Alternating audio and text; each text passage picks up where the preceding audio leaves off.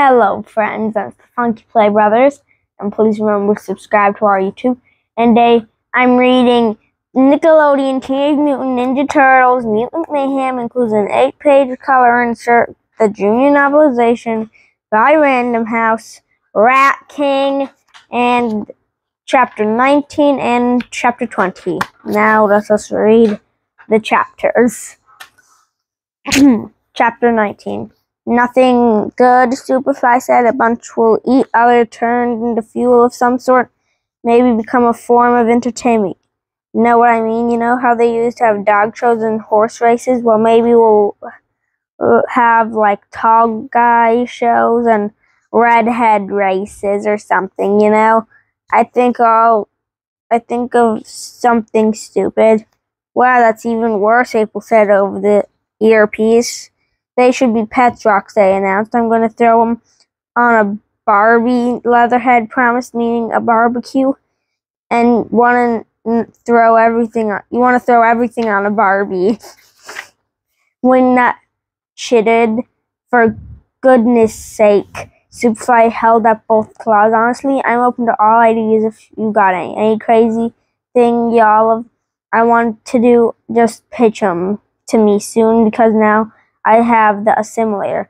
He led the way out of the bowling alley and over to the back of the van. I can complete my device and acceptance will be ours. His gang of mutants cheered. The turtles looked at each other. What could they say? They certainly didn't like Superfly's plan for dealing with Earth's humans, including April, but they also were pretty sure we wouldn't react well to anyone trying to stop him from carrying it out. So what's up? You want to roll with us? Superfly asks. 'Cause we can activate the machine tonight. He shook his head, laughing. It's crazy that we met on the very night we're going to take over the world. That's in the stars. It was meant to be. Urgently speaking into the turtles, priest April said, so just checking in. Are you stopping them now, or are you going to take me film you supply an evil villain with the last piece of his horrible puzzle? You're gonna stop him? You're gonna stop him? Somebody just talk so I know you're gonna stop him. Working on it, Leo said in April. Through his comm device, he addressed Superfly directly. Yeah, well, Superfly, so what if we're actually like, I don't know, I'm just getting silly here. What if we're not into the plan? What if we don't like that? What would happen? Yeah, Raph chimed in, stepping next to Leo. Just hypothetically speaking, obviously. All the mutants who had been moving toward the van to unload the assimilator stopped in their tracks and turned to face the turtles. Well, Superfly said slowly, that would mean I was wrong about you, and you're not as cool as I thought you were, and that right there would make me mad. Wham! He stomped on a fire hydrant, crushing it and like an aluminum can. Whoa, the turtles called out, taking a step back. Superfly took a threatening step towards the brothers. I'm going to go on 100 on y'all. No, the turtles cried, holding up their hands. We're cousins, remember? Superfly shook his head, looking disgusted. Drop that cousin stuff right now. This got nothing to do with cousins. Leo smiled, trying to calm Superfly down. Listen, man, he said, we're just joking around because we are, in fact, very into your plan. Superfly narrowed his gaze, staring at the turtles. All right, he finally said, cool. Your plan's great, Leo said. I love the killing people part. I'll cut around that, April said into the turtles' ears. Donnie quietly told his brothers, guys, I've got an idea, turning Superfly and his crew. And he said, so Fly, we'll drive the van with the storage unit while you lead the way. Yes, Raph agreed. Great thinking. Just drop us a pin on your phones and we'll meet you at the hideout with the device, Mikey said. Nice, April said, thinking that this is how the turtles were going to keep the assimilator out of Superfly's claws. Smooth, cool, but I drive fast, Superfly said. Don't want y'all to get lost. He turned to his crew. Mondo, Wingnut, Rock, ride with the tortoises. Not so nice, April said. If Superfly's mutant crew were going to ride along with the turtles, how were they supposed to dispose of the assimilator later? I'll drive, Mondo Gecko said. "You're good to drive," Raph said, watching the lizard's weird eyes roll in different directions. Mondo Gecko laughed. "No." "Oh, hey," Roxy shouted, excited. "I called the shotgun. You know, I get carsick in the back seat, headed for the front passenger seat. I'll see you in like 20 minutes, Bebop told his friend. "How long is that?" Roxy asked. "We'll phone each other on the way," Bebop assured him.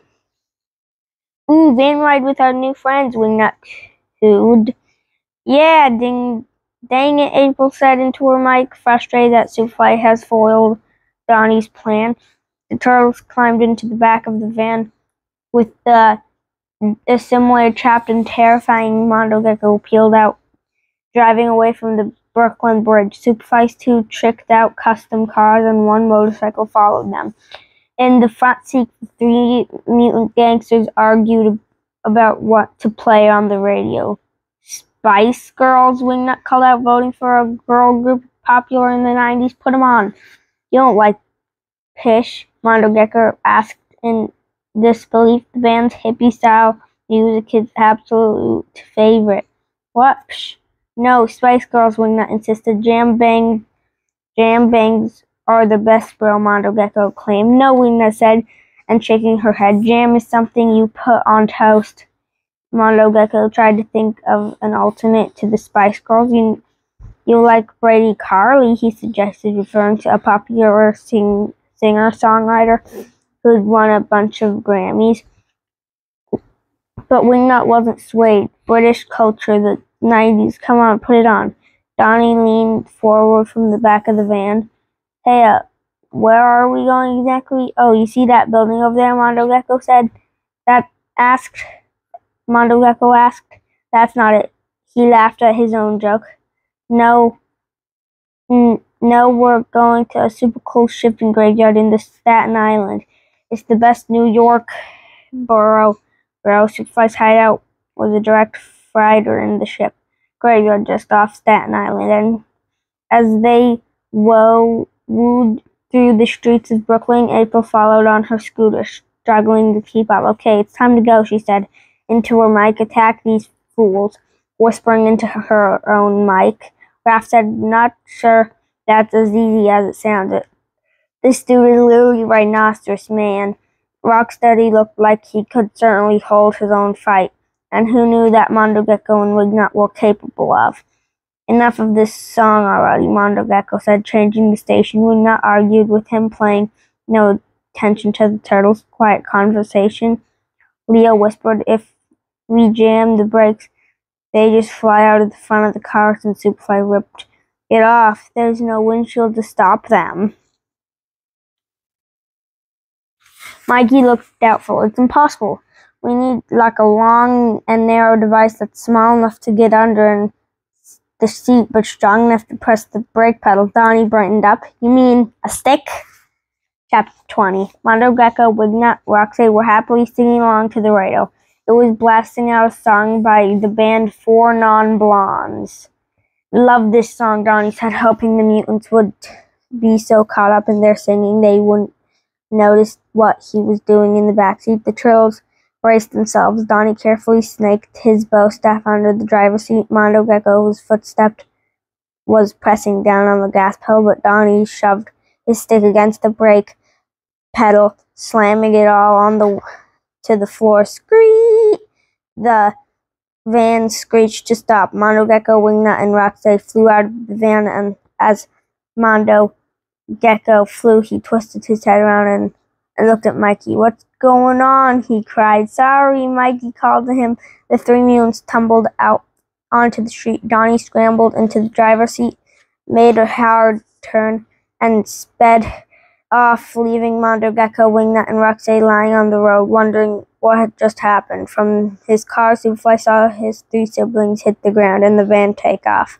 "What are those turtles doing? Get those fools!" The three cars raced after the van. Donnie floored it, severing wildly through the streets of Brooklyn with no windshield. The turtles were buffed by the rushing night air. "If I had the hair, this would be a disaster," Mikey cried. The turtles kept speeding through the streets, trying to shake the pursuers, recording all the action from the scooter. April spoke to the turtles through her mic. You guys better hurry, Superfly's catching up. Bebop's oversized vehicle roared up against the turtles' van. Why'd you toss Roxy out of the van? He's very sensitive. Donnie tried to ram Bebop's truck into a car parking the side of the road. Whoa! Bebop yelled, driving right over the parked cars. You can't stop me. It's a monster truck, dummies. Mondo Gecko leapt onto the roof. Hey, dudes, he said, leaning down to address the turtles. You launched me out of the front of the van. Not cool. I'm sorry, Mikey apologized. We had to. You know what, Mondo Gecko asked? I don't accept that apology. Yeah, I'm not sorry at all.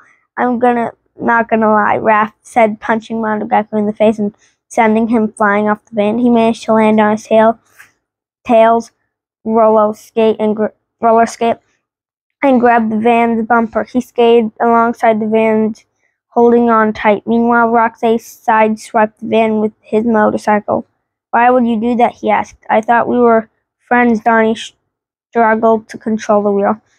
Through the windows, Leatherhead snapped her huge jaw. Come on, Blocks, she shouted. Just give us the van. Give us the van. No, Leo shouted. We can't let you kill all the humans. Wingnut swooped in front of the van, flapping her mechanical wings. She looked back at Superfly speeding after them in his muscle car.